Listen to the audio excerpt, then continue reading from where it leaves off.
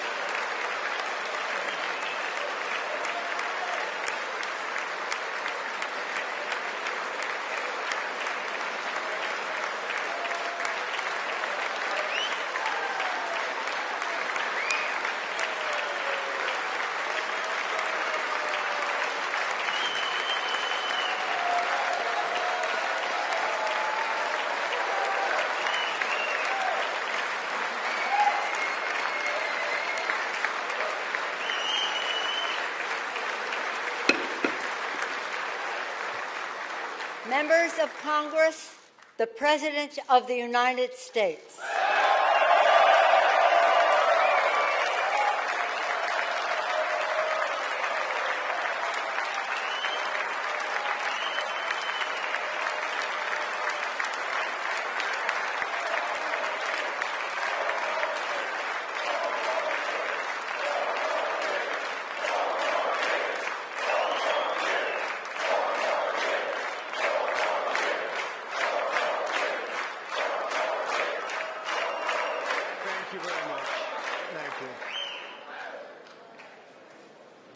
Thank you very much. Madam Speaker, Mr. Vice President, members of Congress, the First Lady of the United States.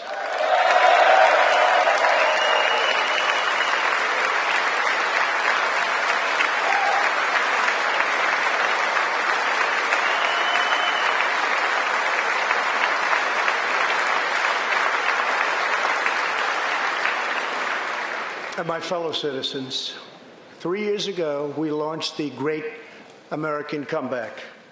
Tonight, I stand before you to share the incredible results. Jobs are booming, incomes are soaring, poverty is plummeting, crime is falling, confidence is surging, and our country is thriving and highly respected again.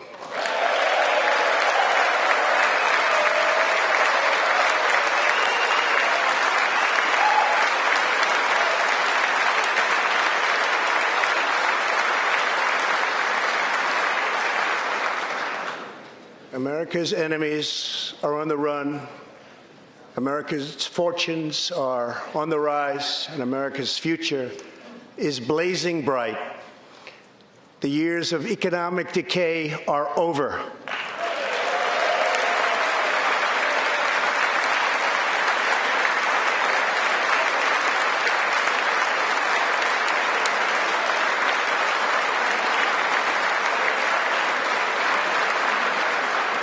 The days of our country being used, taken advantage of, and even scorned by other nations are long behind us.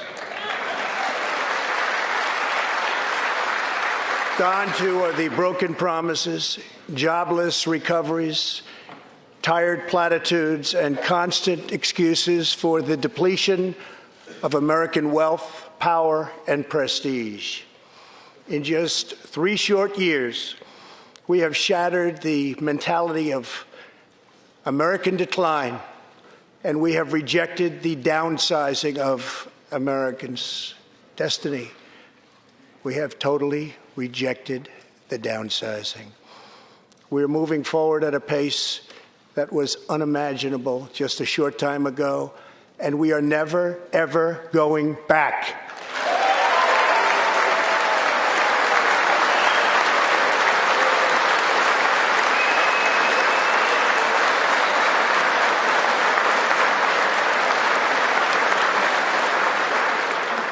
I am thrilled to report to you tonight that our economy is the best it has ever been. Our military is completely rebuilt, with its power being unmatched anywhere in the world, and it's not even close. Our borders are secure. Our families are flourishing. Our values are renewed. Our pride is restored. And for all of these reasons, I say to the people of our great country, and to the members of Congress, the state of our union is stronger than ever before.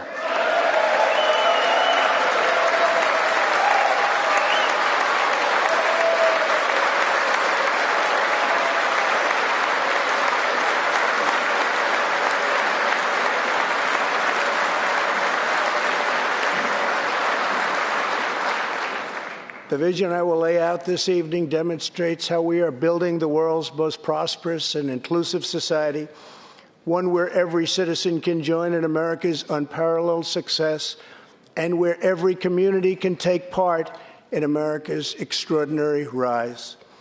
From the instant I took office, I moved rapidly to revive the U.S. economy, slashing a record number of job-killing regulations, enacting historic and record-setting tax cuts, and fighting for fair and reciprocal trade agreements.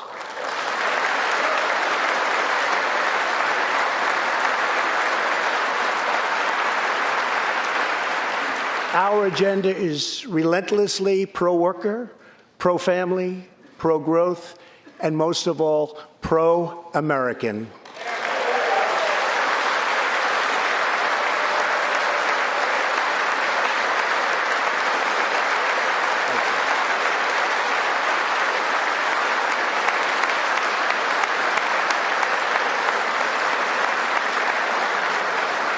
Thank you. We are advancing with unbridled optimism and lifting our citizens of every race, color, religion, and creed very, very high.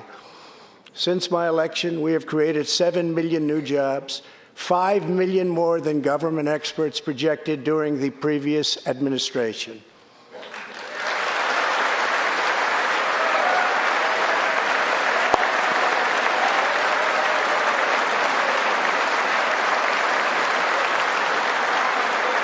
The unemployment rate is the lowest in over half a century. And very incredibly, the average unemployment rate under my administration is lower than any administration in the history of our country. Yeah.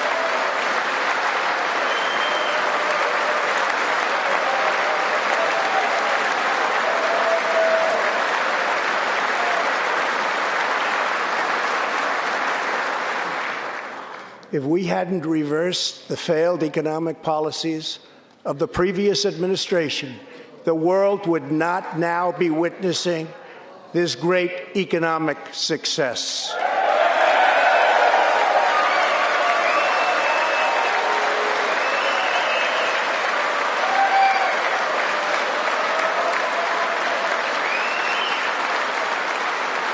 The unemployment rate for African Americans, Hispanic Americans, and Asian Americans has reached the lowest levels in history.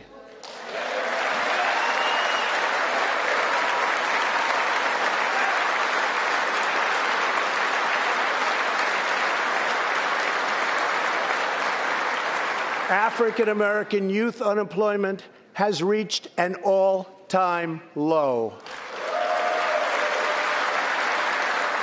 African American poverty has declined to the lowest rate ever recorded.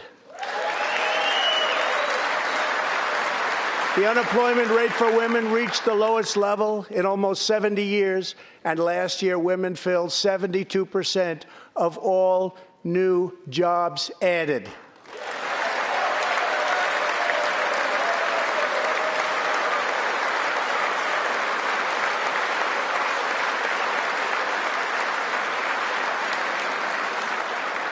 The veterans' unemployment rate dropped to a record low.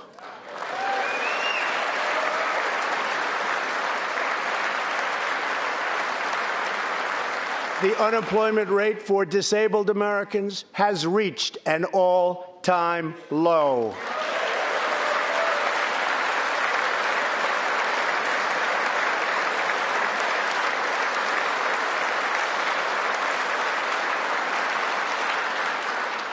Workers without a high school diploma have achieved the lowest unemployment rate recorded in U.S. history.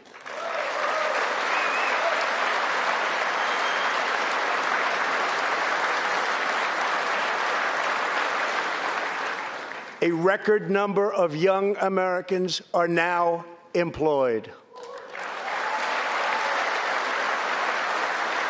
Under the last administration, more than 10 million people were added to the food stamp rolls. Under my administration, 7 million Americans have come off food stamps, and 10 million people have been lifted off of welfare.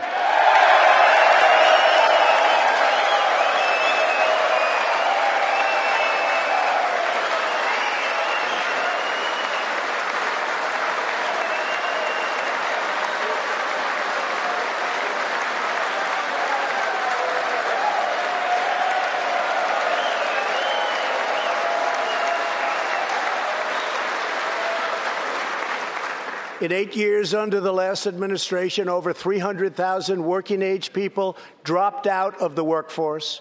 In just 3 years of my administration, 3.5 million people, working-age people, have joined the workforce.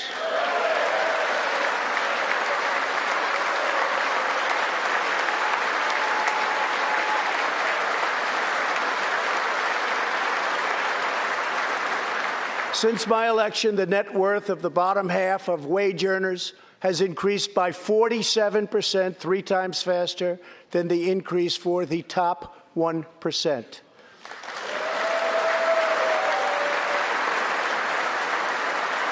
After decades of flat and falling incomes, wages are rising fast, and wonderfully, they are rising fastest for low-income workers who have seen a 16% pay increase since my election.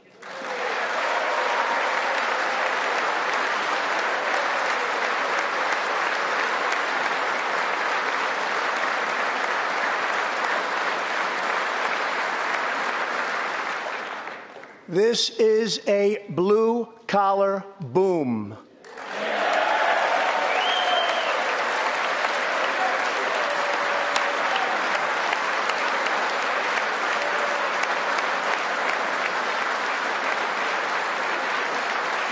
Real median household income is now at the highest level ever recorded. Since my election, U.S. stock markets have soared 70%, adding more than $12 trillion to our nation's wealth, transcending anything anyone believed was possible. This is a record. It is something that every country in the world is looking up to. They admire.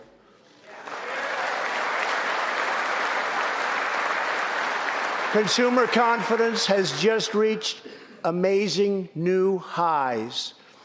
All of those millions of people with 401ks and pensions are doing far better than they have ever done before, with increases of 60, 70, 80, 90, and 100% and even more.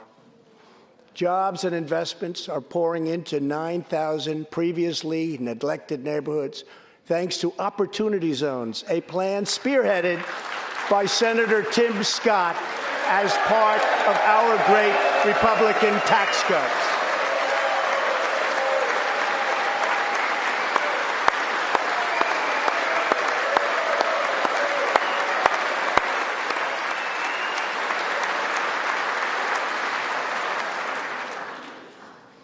In other words, wealthy people and companies are pouring money into poor neighborhoods or areas that haven't seen investment in many decades, creating jobs, energy, and excitement.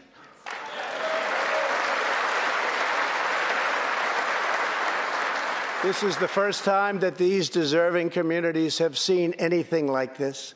It's all working. Opportunity Zones are helping Americans like Army veteran Tony Rankins from Cincinnati, Ohio. After struggling with drug addiction, Tony lost his job, his house, and his family. He was homeless.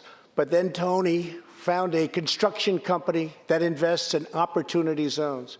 He is now a top tradesman, drug-free, reunited with his family, and he is here tonight. Tony, keep up the great work, Tony.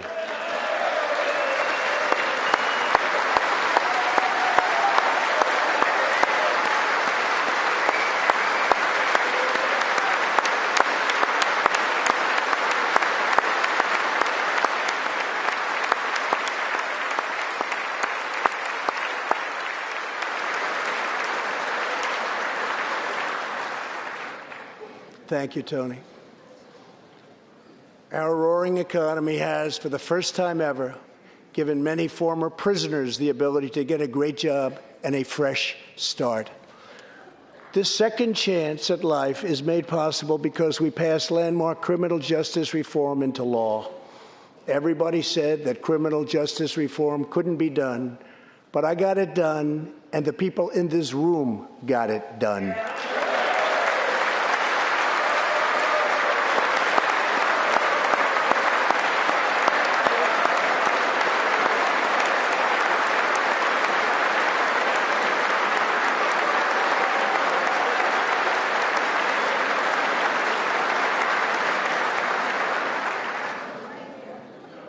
Thanks to our bold regulatory reduction campaign, the United States has become the #1 producer of oil and natural gas anywhere in the world by far.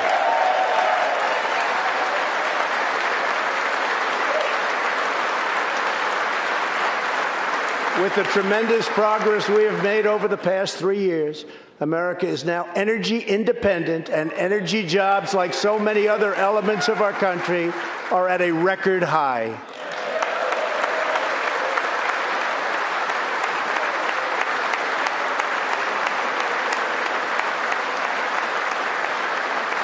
We are doing numbers that no one would have thought possible just 3 years ago. Likewise, we are restoring our nation's manufacturing might, even though predictions were, as you all know, that this could never, ever be done. After losing 60,000 factories under the previous 2 administrations, America has now gained 12,000 new factories under my administration, with thousands upon thousands of plants and factories being planned or being built.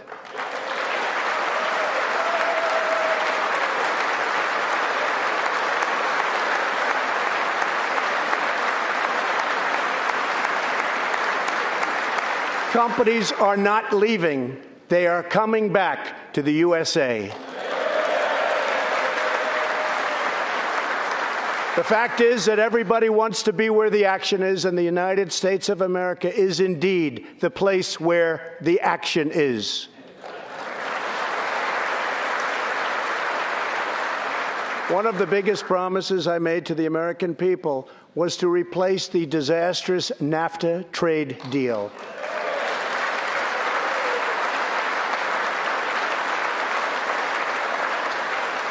In fact, unfair trade is perhaps the single biggest reason that I decided to run for president. Following NAFTA's adoption, our nation lost 1 in 4 manufacturing jobs. Many politicians came and went, pledging to change or replace NAFTA, only to do so, and then absolutely nothing happened. But unlike so many who came before me, I keep my promises. We did our job.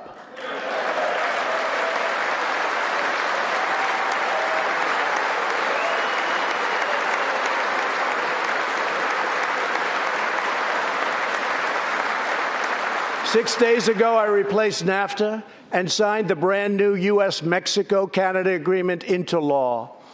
The USMCA will create nearly 100,000 new high-paying American auto jobs and massively boost exports for our farmers, ranchers, and factory workers.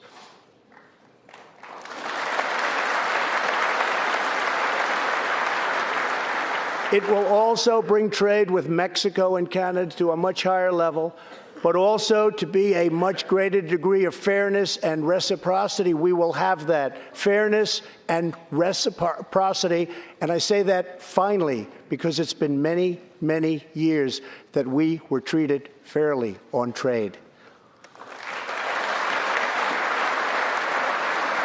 This is the first major trade deal in many years to earn the strong backing of America's labor unions.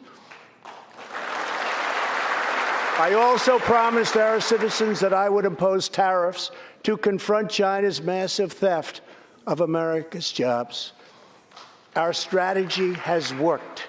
Days ago, we signed the groundbreaking new agreement with China that will defend our workers, protect our intellectual property, bring billions and billions of dollars into our treasury, and open vast new markets for products made and grown right here in the USA.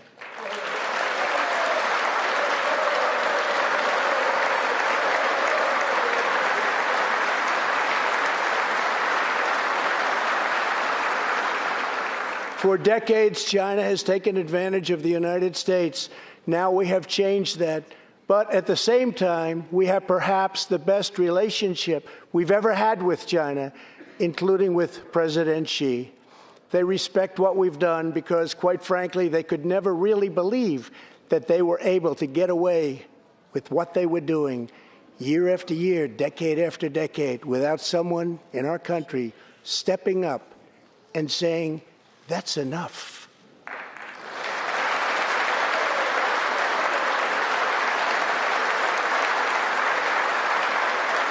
Now we want to rebuild our country, and that's exactly what we're doing. We are rebuilding our country.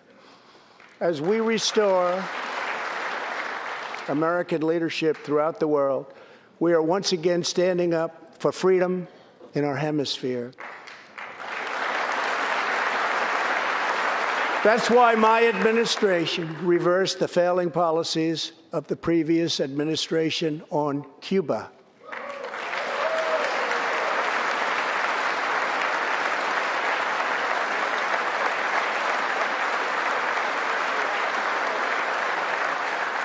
We are supporting the hopes of Cubans, Nicaraguans, and Venezuelans to restore democracy. The United States is leading a 59-nation diplomatic coalition against the socialist dictator of Venezuela, Nicolas Maduro.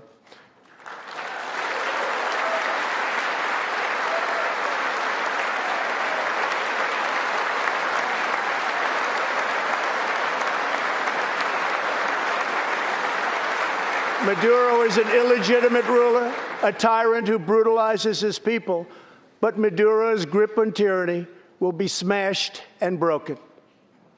Here this evening is a very brave man who carries with him the hopes, dreams, and aspirations of all Venezuelans. Joining us in the gallery is the true and legitimate president of Venezuela, Juan Guido. Mr. President, please take this message back to your family.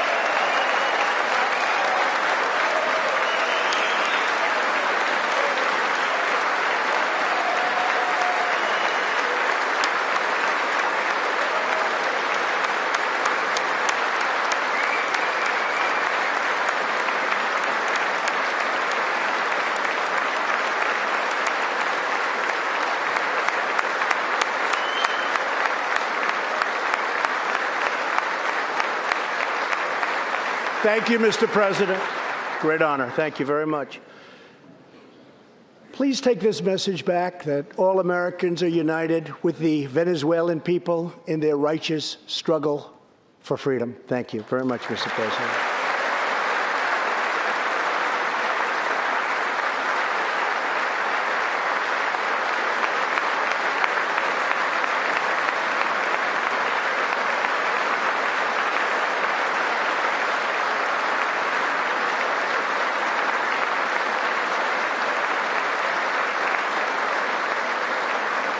Thank you very much. Socialism destroys nations, but always remember freedom unifies the soul.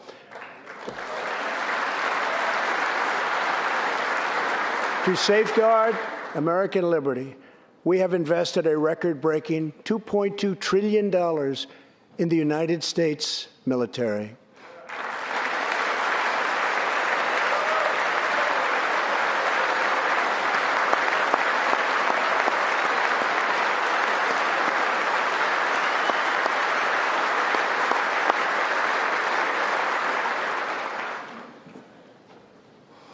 We have purchased the finest planes, missiles, rockets, ships, and every other form of military equipment, and it's all made right here in the USA.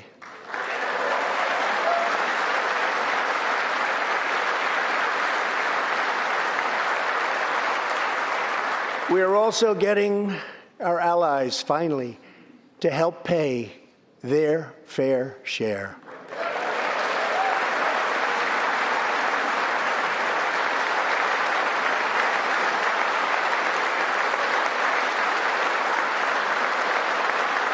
I have raised contributions from other NATO members by more than $400 billion, and the number of allies meeting their minimum obligations has more than doubled. And just weeks ago, for the first time since President Truman established the Air Force, more than 70 years earlier, we created a brand new branch of the United States Armed Forces. It's called the Space Force. Very important.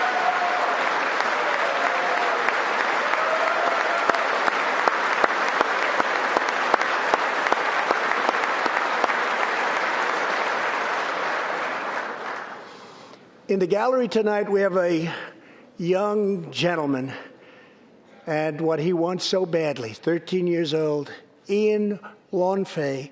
He's an 8th grader from Arizona. Ian, please stand up. Ian has always dreamed of going to space. He was the first in his class and among the youngest at an aviation academy. He aspires to go to the Air Force Academy, and then he has his eye on the Space Force. As Ian says, most people look up at space. I want to look down on the world.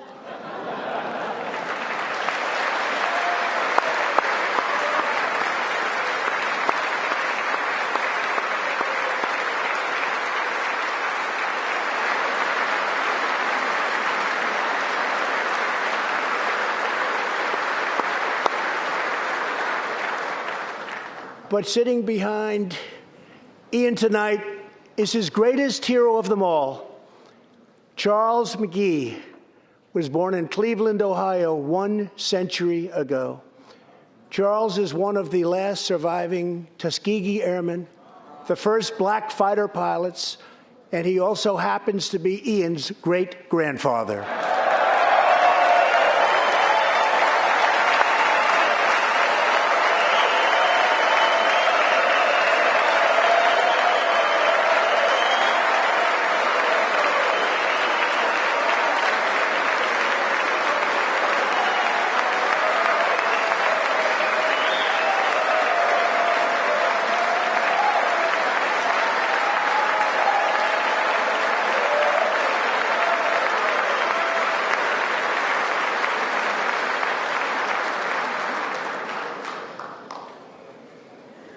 Incredible story. After more than 130 combat missions in World War II, he came back home to a country still struggling for civil rights and went on to serve America in Korea and Vietnam. On December 7th, Charles celebrated his 100th birthday.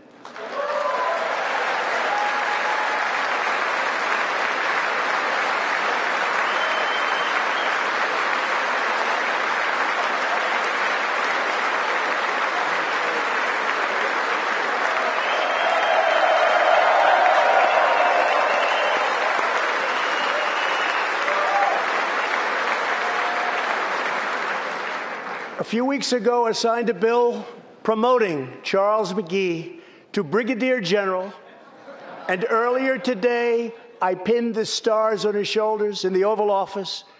General Magee, our nation salutes you. Thank you, sir.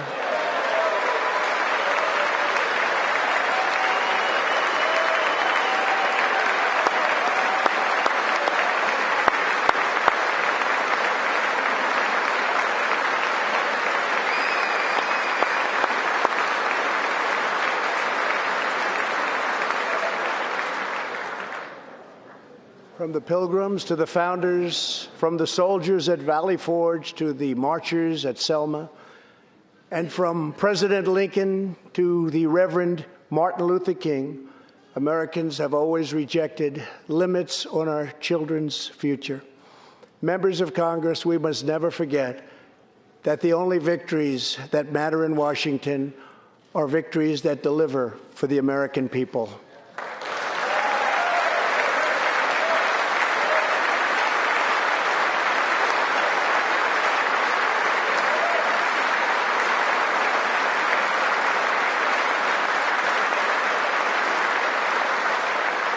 The people are the heart of our country. Their dreams are the soul of our country, and their love is what powers and sustains our country. We must always remember that our job is to put America first.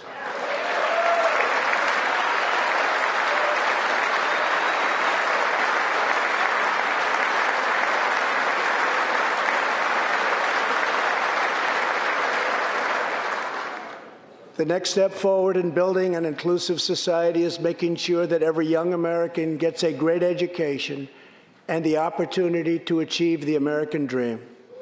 Yet for too long, countless American children have been trapped in failing government schools. To rescue these students, 18 states have created school choice in the form of opportunity scholarships. The programs are so popular that tens of thousands of students remain on a waiting list. One of those students is Jenaya Davis, a fourth grader from Philadelphia. Jenaya.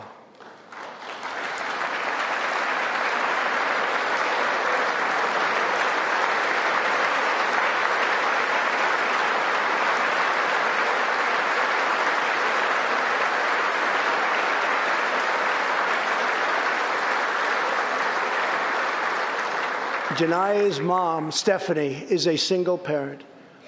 She would do anything to give her daughter a better future. But last year, that future was put further out of reach when Pennsylvania's governor vetoed legislation to expand school choice to 50,000 children. Jenaya and Stephanie are in the gallery. Stephanie, thank you so much for being here with your beautiful daughter. Thank you very much.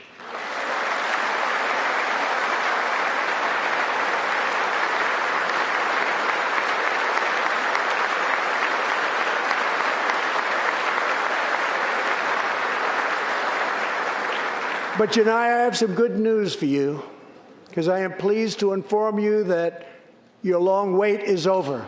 I can proudly announce tonight that an opportunity scholarship has become available. It's going to you, and you will soon be heading to the school of your choice.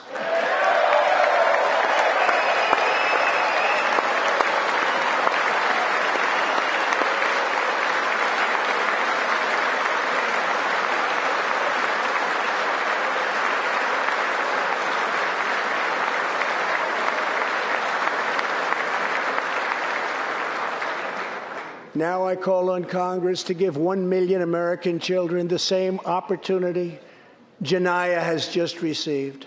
Pass the Education Freedom Scholarships and Opportunities Act, because no parent should be forced to send their child to a failing government school.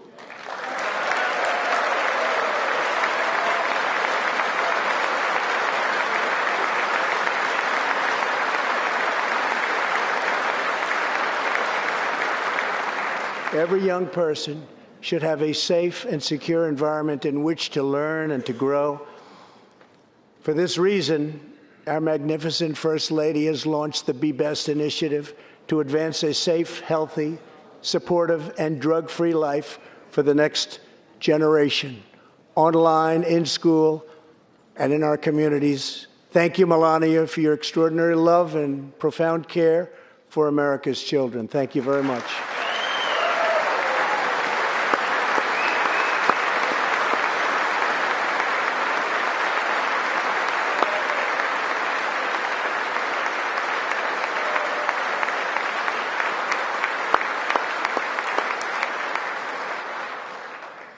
My administration is determined to give our citizens the opportunities they need, regardless of age or background. Through our pledge to American workers, over 400 companies will also provide new jobs and education opportunities to almost 15 million Americans. My budget also contains an exciting vision for our nation's high schools. Tonight, I ask Congress to support our students and back my plan to offer vocational and technical education in every single high school in America.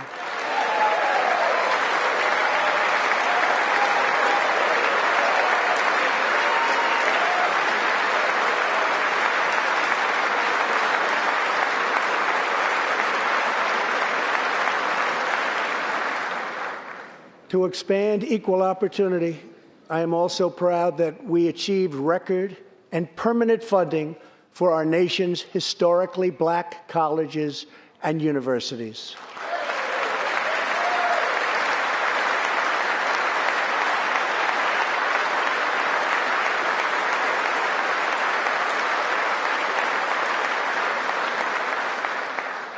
A good life for American families also requires the most affordable, innovative, and high-quality health care system on earth. Before I took office, health insurance premiums had more than doubled in just 5 years. I moved quickly to provide affordable alternatives. Our new plans are up to 60% less expensive and better.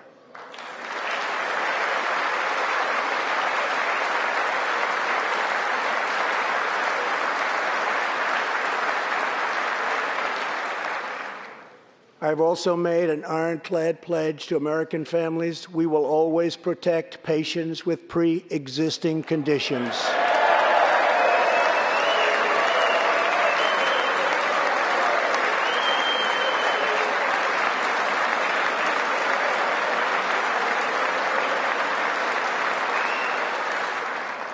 And we will always protect your Medicare, and we will always protect your Social Security, always.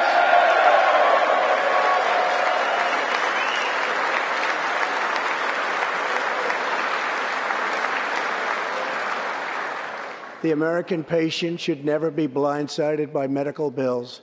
That is why I signed an executive order requiring price transparency.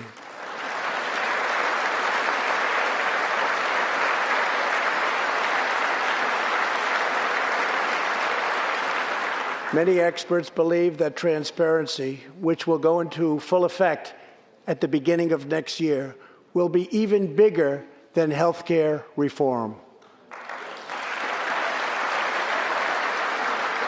It will save families massive amounts of money for substantially better care. But as we work to improve Americans' health care, there are those who want to take away your health care, take away your doctor, and abolish private insurance entirely.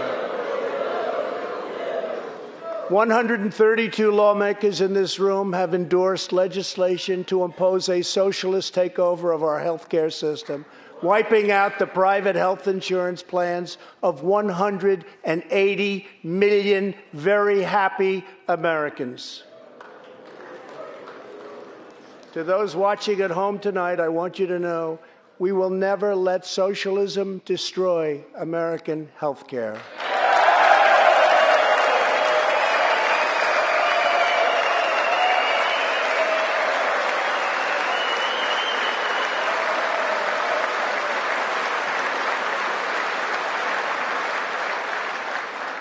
Over 130 legislators in this chamber have endorsed legislation that would bankrupt our nation by providing free taxpayer-funded health care to millions of illegal aliens, forcing taxpayers to subsidize free care for anyone in the world who unlawfully crosses our borders. These proposals would raid the Medicare benefits of our seniors and that our seniors depend on, while acting as a powerful lure for illegal immigration. That is what is happening in California and other states. Their systems are totally out of control, costing taxpayers vast and unaffordable amounts of money.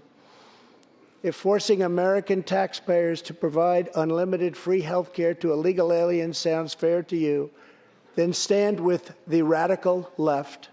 But if you believe that we should defend American patients and American seniors, then stand with me and pass legislation to prohibit free government health care for illegal aliens.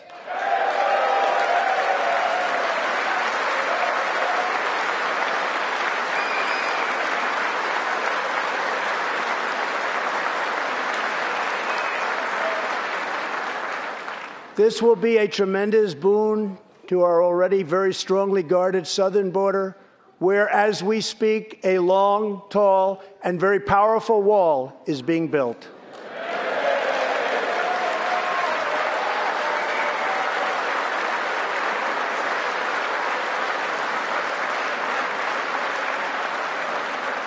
We have now completed over 100 miles and have over 500 miles fully completed in a very short period of time. Early next year, we will have substantially more than 500 miles completed.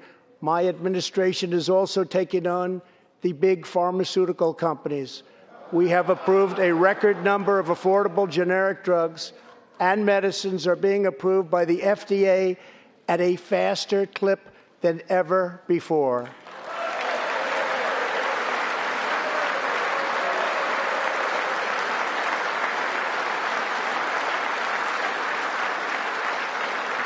And I was pleased to announce last year that for the first time in 51 years, the cost of prescription drugs actually went down.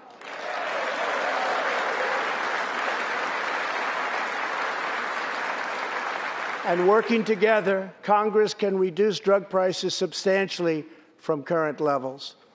I've been speaking to Senator Chuck Grassley of Iowa and others in Congress in order to get something on drug pricing done, and done quickly and properly.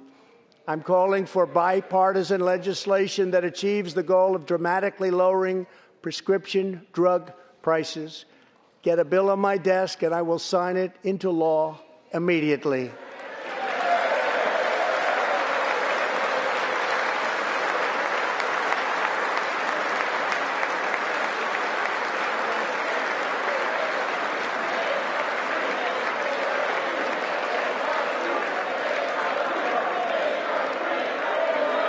With unyielding commitment, we are curbing the opioid epidemic. Drug overdose deaths declined for the first time in nearly 30 years. Among the states hardest hit, Ohio is down 22%, Pennsylvania is down 18%, Wisconsin is down 10%, and we will not quit until we have beaten the opioid epidemic once and for all.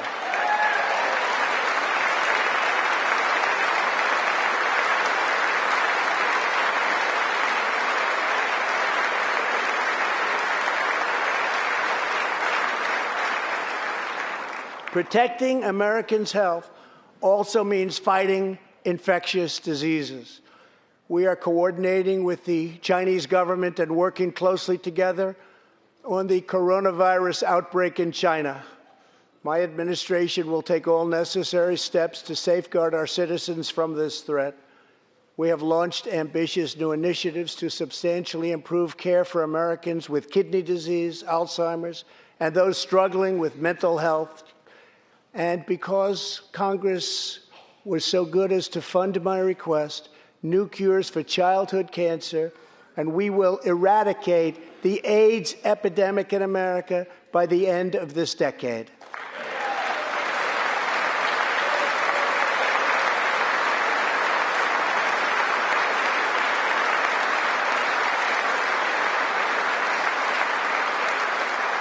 Almost every American family knows the pain when a loved one is diagnosed with a serious illness. Here tonight is a special man, beloved by millions of Americans, who just received a stage 4 advanced cancer diagnosis. This is not good news, but what is good news is that he is the greatest fighter and winner that you will ever meet. Rush Limbaugh, thank you for your decades of tireless devotion to our country.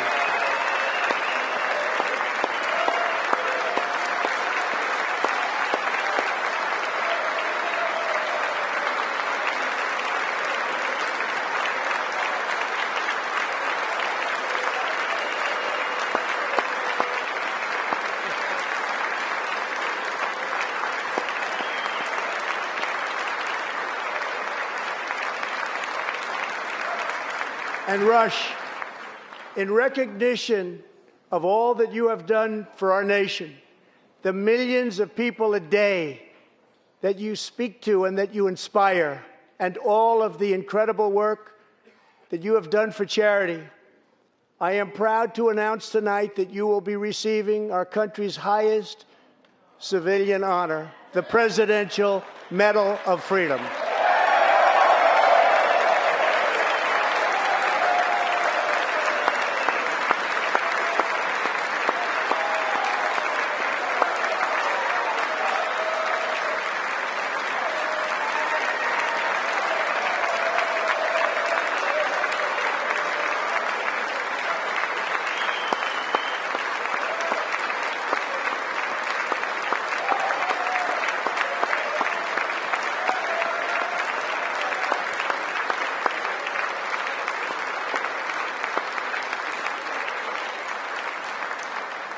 I will now ask the First Lady of the United States to present you with the honor, please.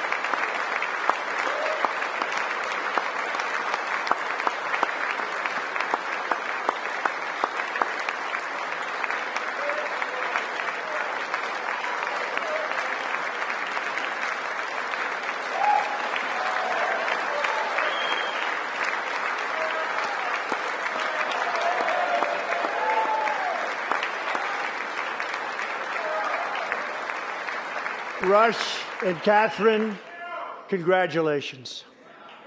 Thank you, Catherine.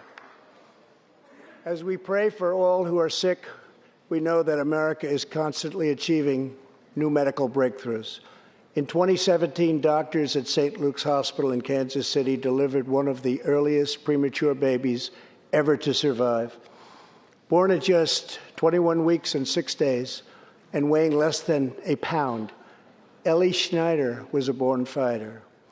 Through the skill of her doctors and the prayers of her parents, little Ellie kept on winning the battle of life. Today, Ellie is a strong, healthy 2-year-old girl sitting with her amazing mother, Robin. In the gallery, Ellie and Robin, we are glad to have you with us tonight.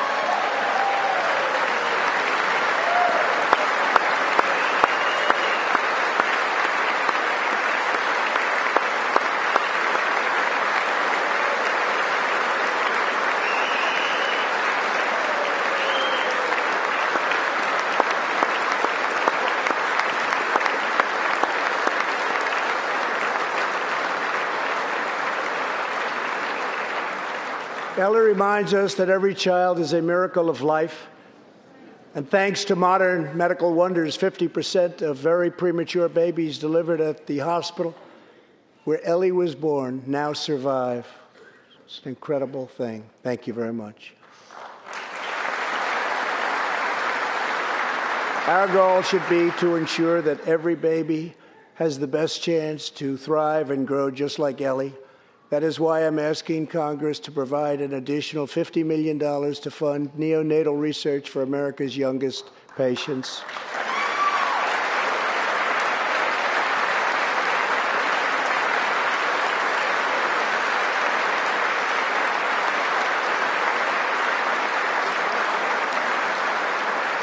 That is why I'm also calling upon members of Congress here tonight to pass legislation finally banning the late-term abortion of babies.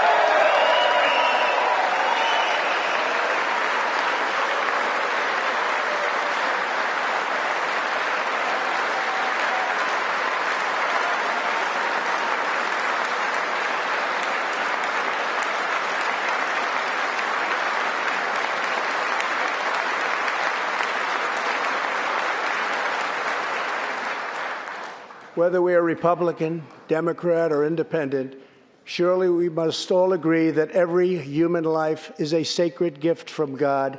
As we support America's moms and dads, I was recently proud to sign the law providing new parents in the federal workforce paid family leave, serving as a model for the rest of the country.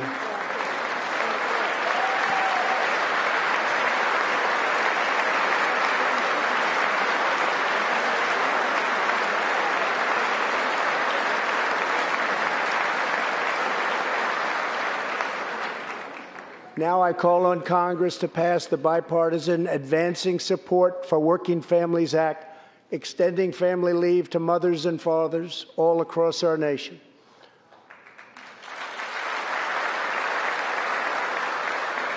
$40 million American families have an average $2,200 extra thanks to our child tax credit.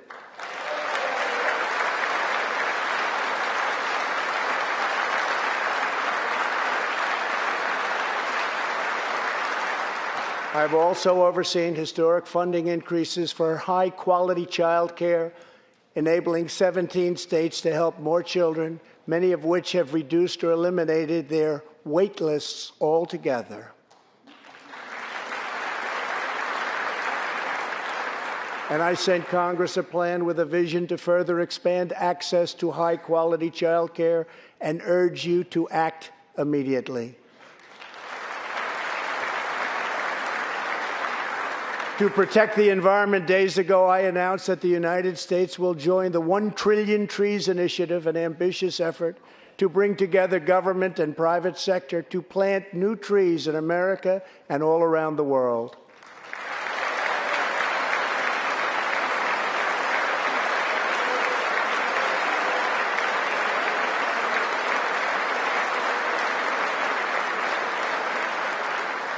We must also rebuild America's infrastructure.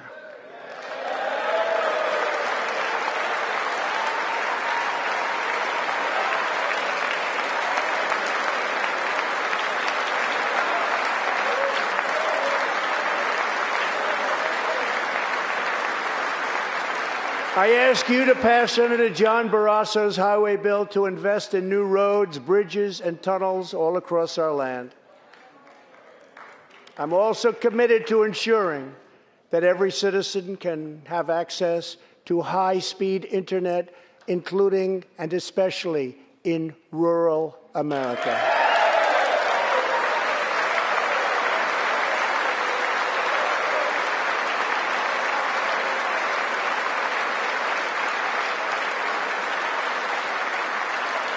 A better tomorrow for all Americans also requires us to keep America safe. That means supporting the men and women of law enforcement at every level, including our nation's heroic ICE officers.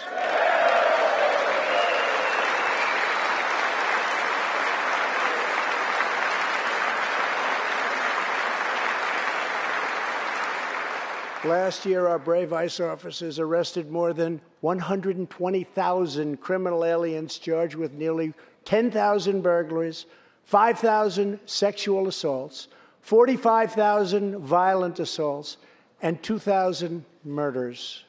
Tragically, there are many cities in America where radical politicians have chosen to provide sanctuary for these criminal, illegal aliens. In sanctuary cities, local officials order police to release dangerous criminal aliens to prey upon the public instead of handing them over to ICE to be safely removed. Just 29 days ago, a criminal alien freed by the sanctuary city of New York was charged with the brutal rape and murder of a 92-year-old woman. The killer had been previously arrested for assault, but under New York sanctuary policies, he was set free. If the city had honored ICE's detainer request, his victim would still be alive today.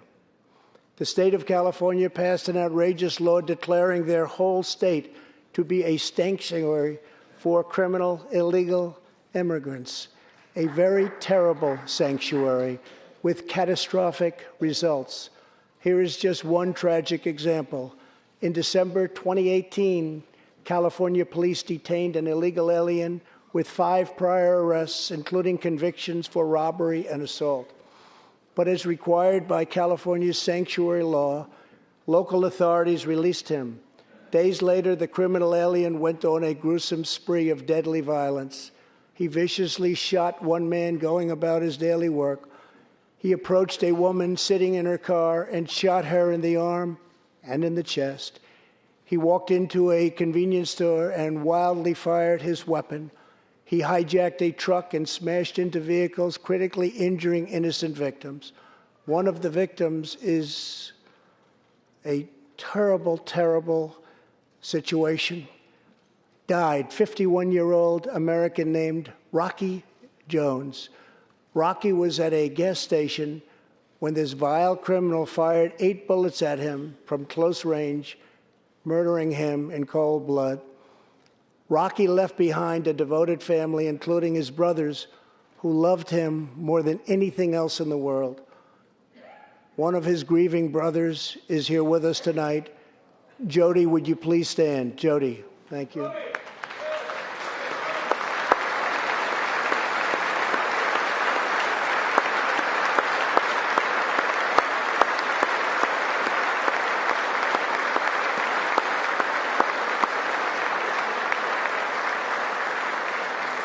Jody, our hearts weep for your loss, and we will not rest until you have justice.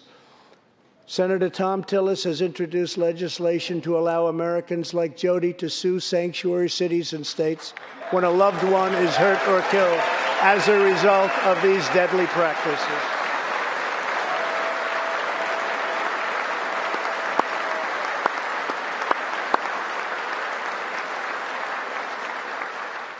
I ask Congress to pass the Justice for Victims of Sanctuary Cities Act immediately.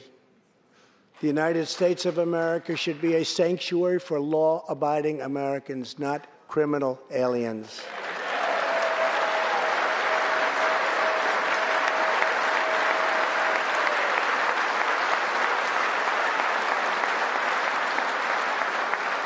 In the last 3 years, ICE has arrested over 5,000 wicked human traffickers, and I have signed 9 pieces of legislation to stamp out the menace of human trafficking domestically and all around the globe. My administration has undertaken an unprecedented effort to secure the southern border of the United States.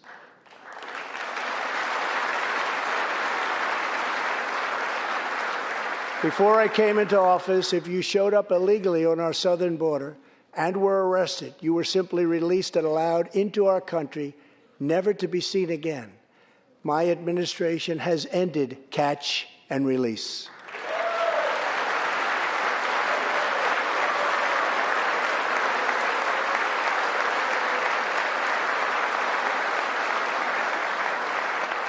If you come illegally, you will now be promptly removed from our country.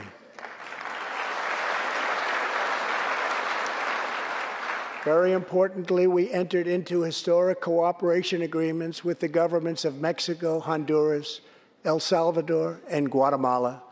As a result of our unprecedented efforts, illegal crossings are down 75% since May. dropping 8 straight months in a row.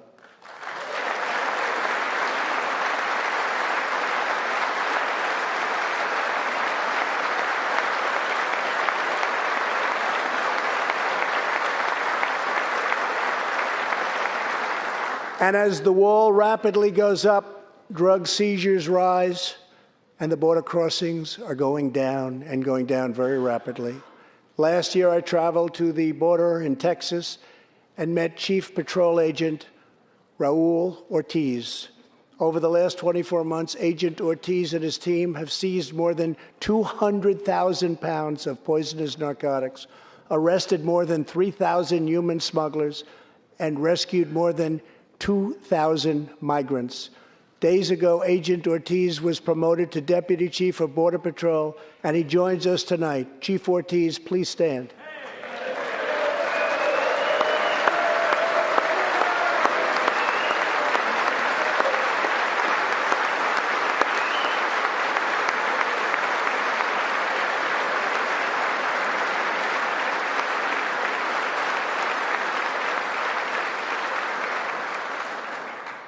A grateful nation thanks you and all of the heroes of Border Patrol and ICE. Thank you very much. Thank you. To build on these historic gains, we are working on legislation to replace our outdated and randomized immigration system with one based on merit, welcoming those who follow the rules, contribute to our economy, support themselves financially, and uphold our values.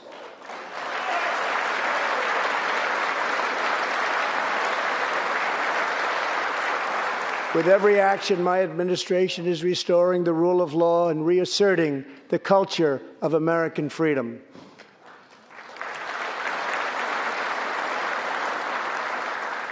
Working with Senate Majority Leader Mitch McConnell, thank you, Mitch,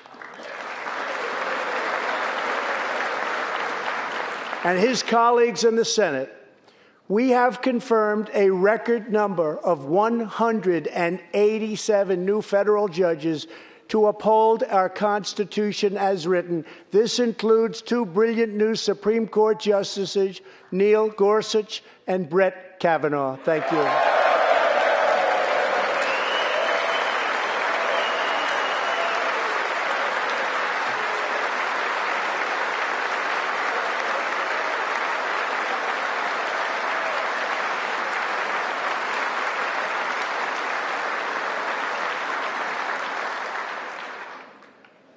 And we have many in the pipeline.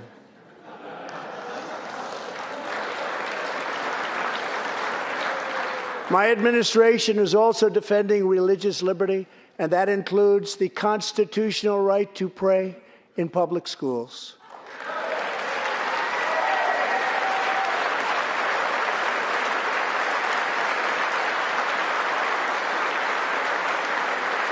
In America, we don't punish prayer. We don't tear down crosses. We don't ban symbols of faith. We don't muzzle preachers and pastors. In America, we celebrate faith. We cherish religion. We lift our voices in prayer, and we raise our sights to the glory of God. Just as we believe in the First Amendment, we also believe in another constitutional right that is under siege all across our country. So long as I am president, I will always protect your Second Amendment right to keep and bear arms.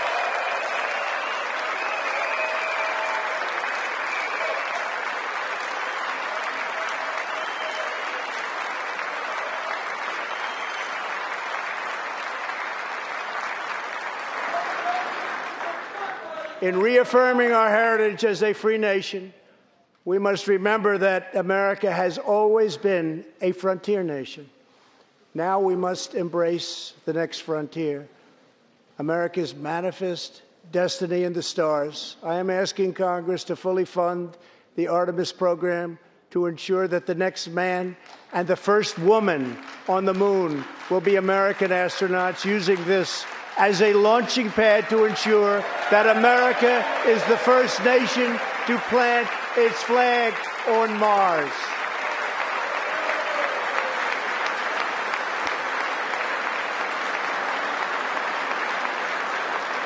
My administration is also strongly defending our national security and combating radical Islamic terrorism.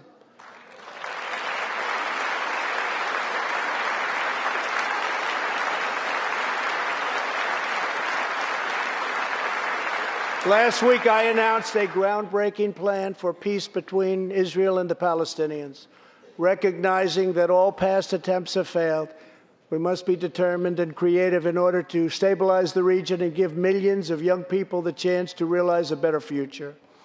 3 years ago, the barbarians of ISIS held over 20,000 square miles of territory in Iraq and Syria.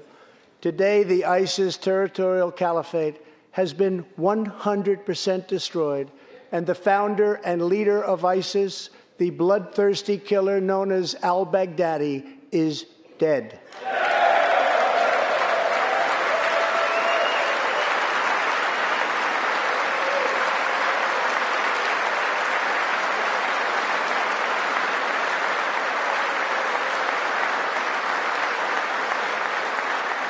We are joined this evening by Carl and Marcia Mueller. After graduating from college, their beautiful daughter, Carla, became a humanitarian aid worker. She once wrote, "Some people find God in church, some people find God in nature, some people find God in love. I find God in suffering. I've known for some time what my life's work is, using my hands as tools to relieve suffering." In 2013, while caring for suffering civilians in Syria, Kayla was kidnapped, tortured, and enslaved by ISIS and kept as a prisoner of al-Baghdadi himself. After more than 500 horrifying days of captivity, al-Baghdadi murdered young, beautiful Kayla. She was just 26 years old. On the night that U.S. Special Forces operations ended al-Baghdadi's miserable life, the chairman of the Joint Chiefs of Staff, General Mark Milley, received a call in the Situation Room. He was told that the brave men of the elite Special Forces team that so perfectly carried out the operation had given their mission a name, Task Force 814. It was a reference to a special day, August 14th, Kayla's birthday. Carl and Marcia, America's warriors, never forgot Kayla, and neither will we. Thank you.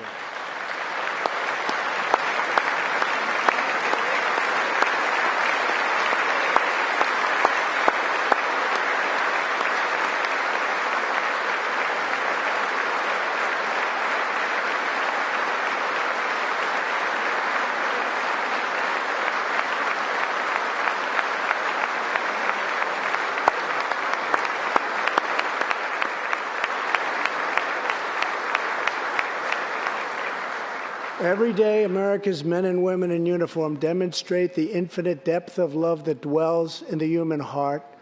One of these American heroes was Army Staff Sergeant Christopher Hake. On his second deployment to Iraq in 2008, Sergeant Hake wrote a letter to his one-year-old son, Gage. "I will be with you again," he wrote to Gage. "I will teach you to ride your first bike, build your first sandbox, watch you play sports, and see you have kids also. I love you, son. Take care of your mother. I am always with you, Daddy." On Easter Sunday of 2008, Chris was out on patrol in Baghdad when his Bradley fighting vehicle was hit by a roadside bomb. That night, he made the ultimate sacrifice for our country. Sergeant Hake now rests in eternal glory in Arlington, and his wife, Kelly, is in the gallery tonight, joined by their son, who is now a 13-year-old and doing very, very well. To Kelly and Gage, Chris will live in our hearts forever. He is looking down on you now. Thank you.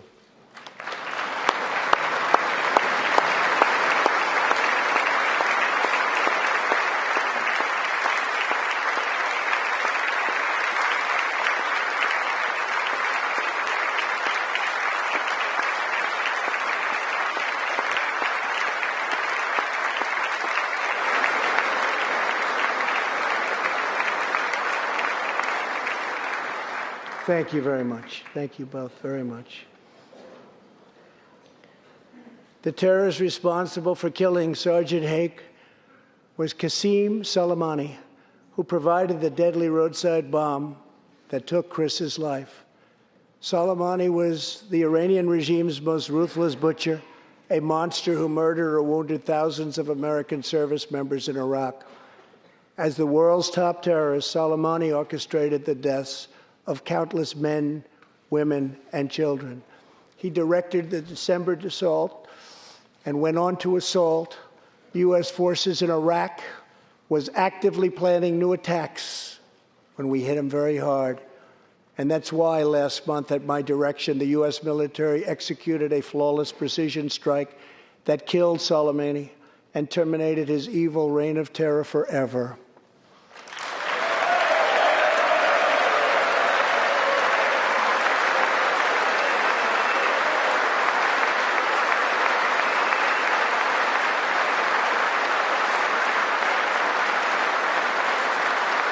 Our message to the terrorists is clear. You will never escape American justice. If you attack our citizens, you forfeit your life.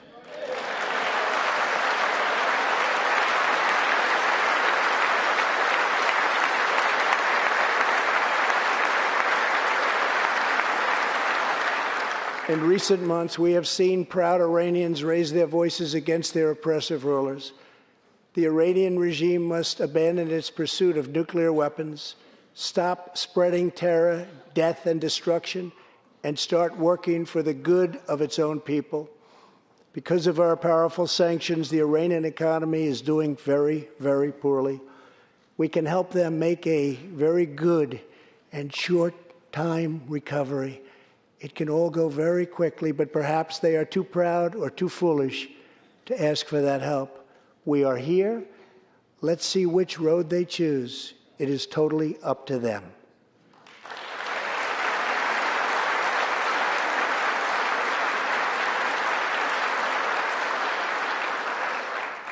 As we defend American lives, we are working to end America's wars in the Middle East. In Afghanistan, the determination and valor of our warfighters has allowed us to make tremendous progress, and peace talks are now underway. I am not looking to kill hundreds of thousands of people in Afghanistan, many of them totally innocent. It is also not our function to serve other nations as law enforcement agencies. These are warfighters that we have, the best in the world, and they either want to fight to win or not fight at all. We are working to finally end America's longest war and bring our troops back home.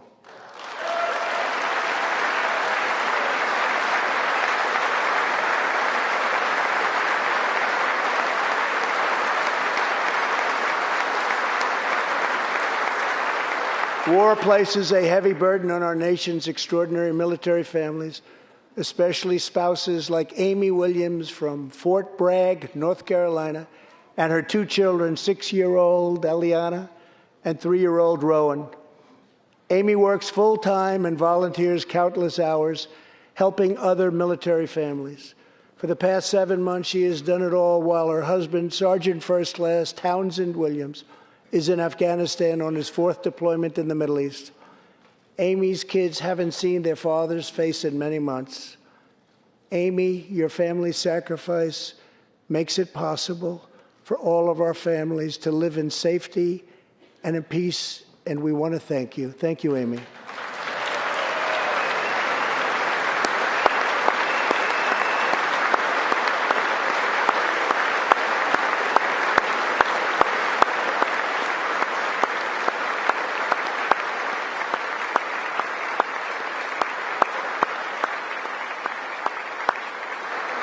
But Amy, there is one more thing. Tonight we have a very special surprise. I am thrilled to inform you that your husband is back from deployment. He is here with us tonight, and we couldn't keep him waiting any longer.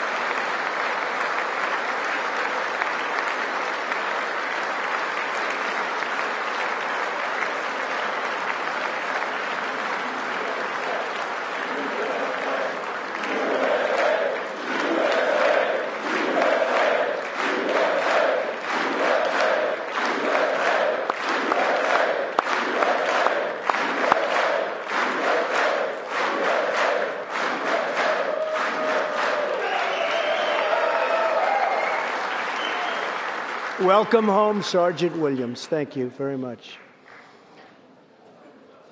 As the world bears witness tonight, America is a land of heroes. This is a place where greatness is born, where destinies are forged, and where legends come to life. This is the home of Thomas Edison and Teddy Roosevelt, of many great generals, including Washington, Pershing, Patton, and MacArthur. This is the home of Abraham Lincoln, Frederick Douglass, Amelia Earhart, Harriet Tubman, the Wright brothers, Neil Armstrong, and so many more. This is the country where children learn names like Wyatt Earp, Davy Crockett, and Annie Oakley. This is the place where the Pilgrims landed at Plymouth and where Texas patriots made their last stand at the Alamo.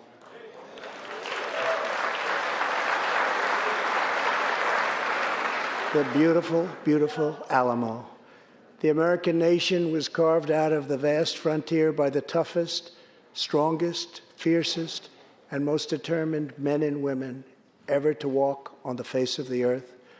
Our ancestors braved the unknown, tamed the wilderness, settled the Wild West, lifted millions from poverty, disease, and hunger, vanquished tyranny and fascism, ushered the world to new heights of science and medicine, laid down the railroads, dug out the canals, raised up the skyscrapers, and ladies and gentlemen, our ancestors built the most exceptional republic ever to exist in all of human history, and we are making it greater than ever before.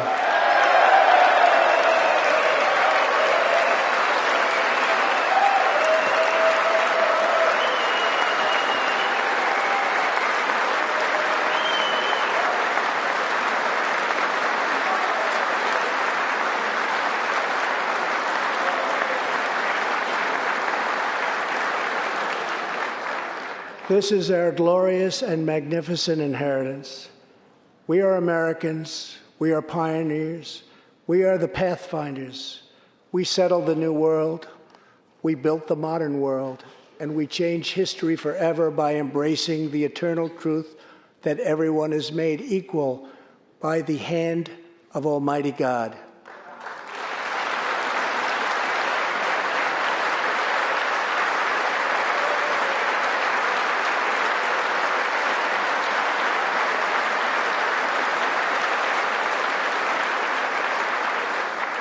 America is the place where anything can happen. America is the place where anyone can rise. And here, on this land, on this soil, on this continent, the most incredible dreams come true. This nation is our canvas, and this country is our masterpiece. We look at tomorrow and see unlimited frontiers just waiting to be explored. Our brightest discoveries are not yet known. Our most thrilling stories are not yet told.